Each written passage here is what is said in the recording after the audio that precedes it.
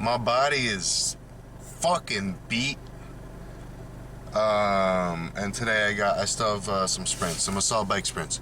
But today is also the first morning I have woken boke. I did a wake and bake for the first time in like a year. It's not something I usually do. Weed for me, I have to control how I use it in the sense of like timing and dosage, of course. You know, past a certain point, past the threshold, I just go mutant fucking retarded. But yeah, I don't usually wake and bake. I'm feeling pretty good though. I'm pretty happy, in a good mood. Just need to go get some caffeine. We're gonna go to the beach because I like to shower every morning, even if I shower right before bed. But I still like to rinse, you know. Instead, I'm gonna go to the beach, wash off all my funk in the fucking ocean for the people and the fishes, and also get that sexy beach hair. So let's get it. What's up, everybody? It's like 2 or 3 months after all this footage was recorded, and I'm just now posting this. I'm really bad at these YouTube videos. Like, back in the day, with my first few, I mean, I had time on my hands. Like, I was just doing nothing, just jerking it, making videos. But now it's like I got adult shit to tend to. Had a bunch of family come visit from the mainland, and, you know, lots of events and stuff. It's just things happen. And I'm just not upholding my end to film consistently on a daily basis. So like days, weeks, and then months will pass, and I just like forget about it. So coming soon is YouTube videos that are coherent and chronological, and everything is in order. I'm gonna make it happen for you guys. So yeah, I went for a swim while I was a little geeked, and it was great. It was lovely, but also made me really not want to do my sprint. So I sat in my car like a sauna for a good like 30 minutes. But I finally went in, did it. 10 rounds of assault bike sprints fasted, and then a little bit of like shoulder accessory work to keep the shoulders healthy as I move into this prep for piloting meet. And then afterwards, you know, wait a little bit, let the fat burning keep taking place, and then you want to fill up on OJ. So I've been doing some really weird shit with diet for the past almost 3 months now, where I've been experimenting with the whole sugar diet thing, especially just sugar fasting on certain days. Basically, fruit, honey, maple syrup, some gummy candy, sugar in isolation, no protein. The biggest thing is no protein. Sometimes coconut oil or MCT oil, because that doesn't blunt the response we want. Sugar in isolation in a low protein state stimulates this hormone released from the liver called FGF21. FGF21 increases mitochondrial uncoupling in the fat cells, increases your metabolism, obviously more sugar, carbs, especially fructose, more thyroid output. So you're boosting metabolism up to 21% in studies is what is shown. And so long as you're eating enough carbs, which I am definitely eating enough carbs. Carbs are muscle sparing, FGF21 is muscle sparing, so you're not really gonna lose lean tissue so long as this is done short term or in a cyclical fashion. So I've been doing days where I eat nothing but fruit and honey, coconut water, shit like that up until dinner time, and then I'll have like a really lean protein and some rice. Or I've also been playing around a little bit with not primal, but I've been eating a little bit of raw meat and a lot of liver. Because, okay, so with the whole sugar fasting and FGF21 thing, it is an acute liver stressor, and that is what kind of causes this response that we want short term for fat loss. You need choline, you need liver support, and especially if you're doing training that requires like heavy lifting, you want to refill your choline stores. It helps protect the liver. So like if I am going to break the sugar fast, I will do something like liver and rice, or I'll just eat the liver straight up, which tastes like fucking... It reminds me of my ex-girlfriend. But yeah, I'll do that, and then I've also been getting some like really high quality grass finished beef, just eating that straight up, like some tartare style, sometimes cooking it. But yeah, and I have not felt this fucking healthy and energetic and awesome in forever. Oh, there's grandma with the Popeyes. Check her out. It's my tutu. But yeah, anyways, I do not recommend the whole sugar fasting, sugar diet stuff to most people unless they are doing it correctly. They do plenty of research on how to do it correctly, and they do it in a cyclical fashion or just short term. And keep in mind, you want it to be mostly fruit because fruit will also contain the antioxidants and vitamins and minerals that you would want. If you're just doing candy and like straight sugar, you are going to be very deficient in all those and fuck up your health. My skin and everything has improved so much, probably from all the fruit. And then, yeah, just like if I do go outside of the sugar fasting, it's always very like micronutrient dense choices. I'm always doing red meat. If I'm doing something fatty, it's gonna be like some good quality eggs or wild caught fish. It's just been great, man. I've never had this much freedom with food, and very slowly I'm just getting leaner, getting bigger. I'm recomping, which is insane. Yeah, I'm happy.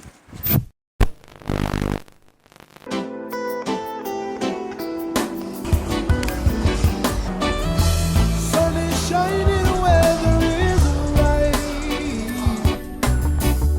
A perfect day for us to unite. Oh yeah, get. And as I look at you today, baby, Yes. I just wish I was your man. Girl, don't you know that every night on my knees I pray that's the you will be.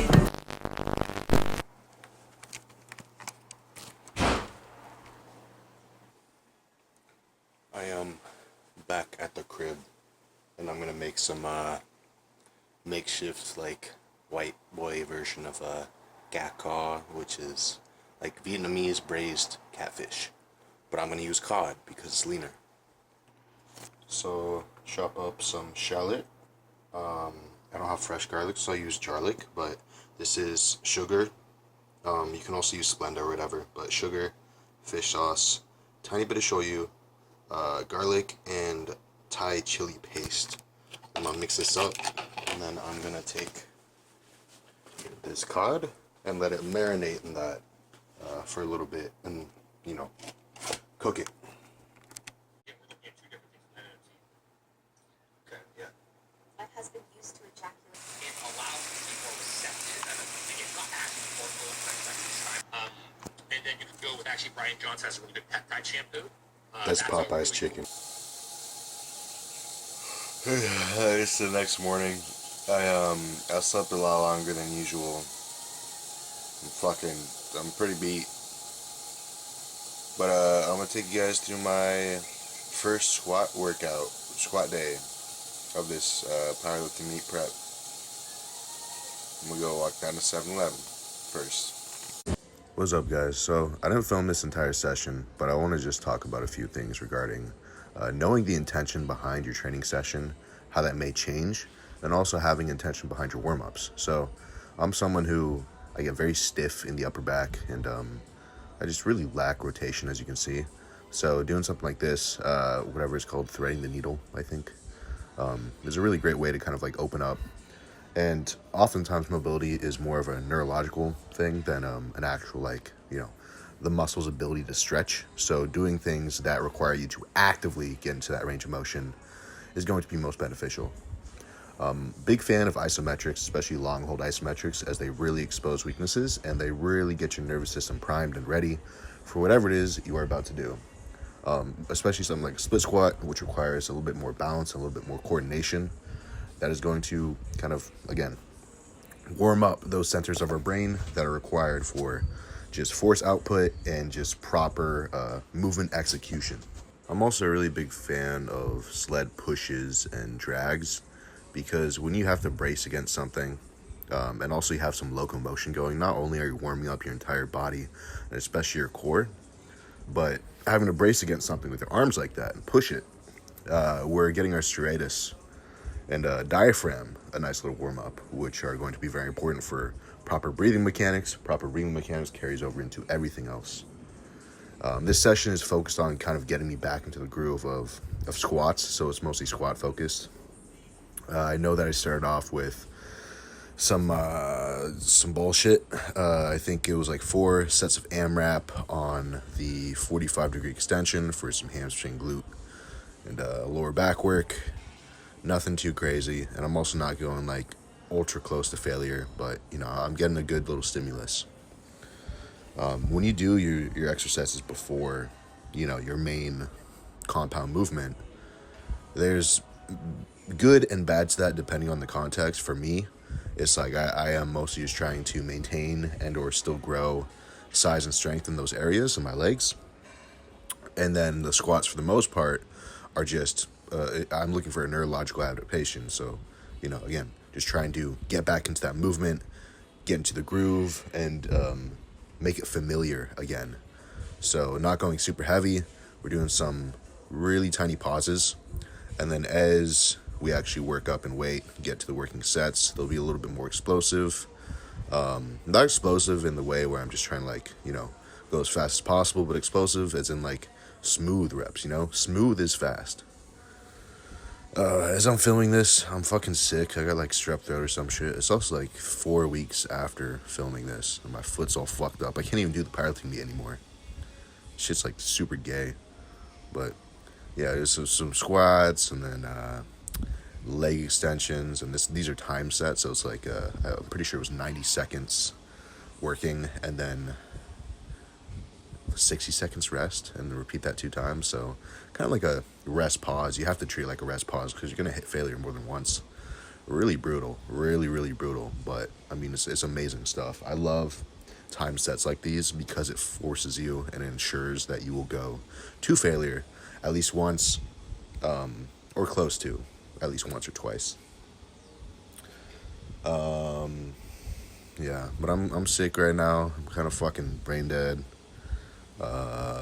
this this video is kind of, it's been in the making for a little bit too long. I'm already like halfway through the next YouTube video, which is good, and I've got some exciting stuff coming. But yeah, no powerlifting meet. My foot is super hurt, but you know, I mean, everything happens for a reason. What this means is like I can focus on finishing this video, and then I can focus on coaching, and I can focus on just like chilling at home, spend time with family because the holidays, you know. And then after this, once my foot is healed up, you know, I think I'm gonna go into a pretty long like health phase, just focus on getting in really good shape, really good shape, and get super healthy and fit, and then from there, go at it again, go back into like a good meat prep or like building phase.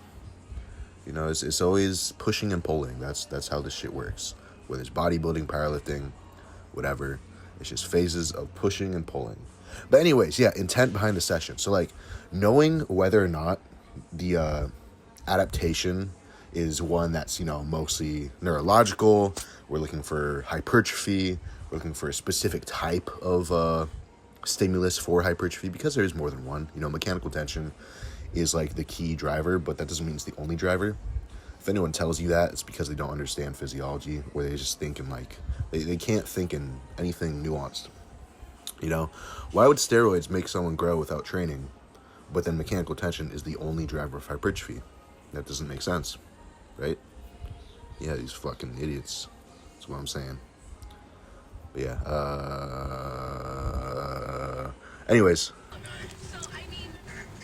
I'm finally unlocking the fucking Blonde Beach Boy genetics. Oh yeah. I don't need a perm. I just need some sea salt. So, real breakfast is this massive bowl of frozen pineapple, frozen lychee, blueberries, and then some mango. Now, I guess I should kind of explain what the fuck has been going on with me, where have I been? And there's a lot, like a lot has happened, a lot has changed, but I want to keep it brief and short. If you didn't know this about me, my parents met in Hawaii. My dad grew up here, and basically most of my family has always stayed here. When I was 1, I moved to Washington. I was born in San Jose. Off and on, I've come to visit family here, and since the very beginning, I've always wanted to be here because I felt a lot more comfortable. I felt a lot more at home, especially when I was a little fat kid with a mohawk. And, you know, with the foods I grew up eating, like, it felt like home, right? And I was told myself there was, for some reason, I just couldn't do it. I couldn't make the jump and go to high school here or whatever because, you know, like I wouldn't be able to afford it, or, you know, it would be wrong of me because I didn't grow up here exactly. And then eventually it was because I had a girlfriend at the time who like really didn't want me to move. So of course I'm like, well, you know, you got to stay for her. But I decided to pull the trigger and come here, stay with my lovely tutu, my grandma, and my step granddad, and take care of them because they're getting older. But also just kind of build my business out here, and you know, I'm in a much better environment in many ways. My home life has improved drastically as compared to before, but even then, it was still kind of a lot to handle, a lot to keep up with, and would get in the way of me pursuing my own goals. Right? I think it's important for a lot of people when they do have big aspirations, they need to kind of get out of their hometown or just go somewhere else. And what's great, and one of the reasons I'm blessed is because I have a support system here. I have all of this family, both blood related and hanai, like family that you make. So that's what the fuck I've been up to. I did a bodybuilding show and all that. I got a powerlifting meet in like 12 weeks. Yeah, it's time to eat.